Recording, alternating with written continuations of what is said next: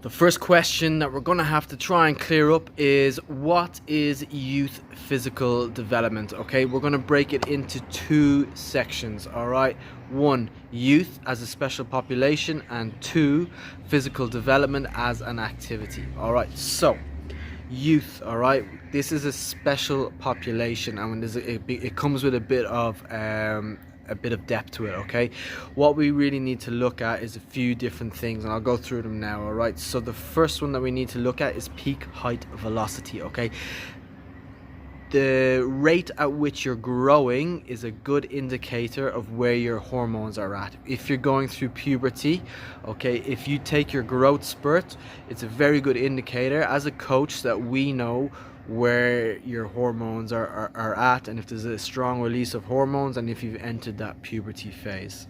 Okay, the second thing that we need to think about is relative age effect. Now, if you think about this one, relative age effect, okay, a school year goes across 12 months. Okay, now at the start of the school year, it could be somebody's birthday, and on the very last day of the school year, or the very last day of the summer holidays, it could be somebody else's birthday, but they could be in the same class.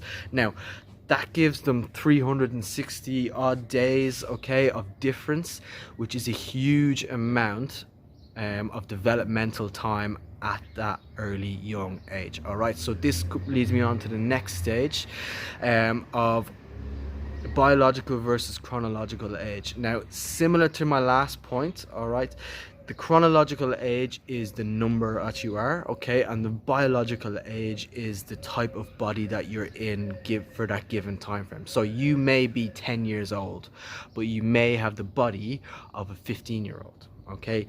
Vice versa, you may be 14 or 13 but have the body of a 10 or 11-year-old. Okay, so things don't always happen directly according to plan. Sometimes it happens sooner, sometimes it happens later. All right, and then the final thing we need to look at is generalization versus specialization. Now, we as coaches, usually we recommend adopting a generalization training approach. Okay, so that means you avoid specialization, you avoid overuse injuries, you avoid specific sports. We promote the fact that it's better to receive as many different type of stimuli, whether that be training, whether that be different sports. You're getting huge amounts of stimulus and you're developing at a massive rate, and you're taking it all in, and you're learning so many new different skills. Okay, so that is the youth as a specialized population area. Let's go on to the physical development. All right, now the physical development really needs to take into consideration that special population. There is training principles that can be applied all the way around, through adults, through athletes, through general population, through specific population, but there's also different considerations that we need to think about when we're delivering a program or a curriculum to the youth population. Okay, and generally a very simplified developmental approach is the best way to deliver a program. Now, that comes with its pros and comes with its cons.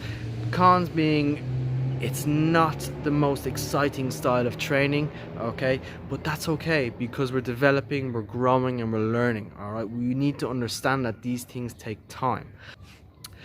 The pros of working with this type of population is that we get incredible amounts of gains and development and results really quickly, and then before it tapers off at a much older age. Okay, so working with a younger population is very exciting. You get to learn loads as a young athlete. Okay, you get to experience loads as a young athlete, and it's a very exciting time.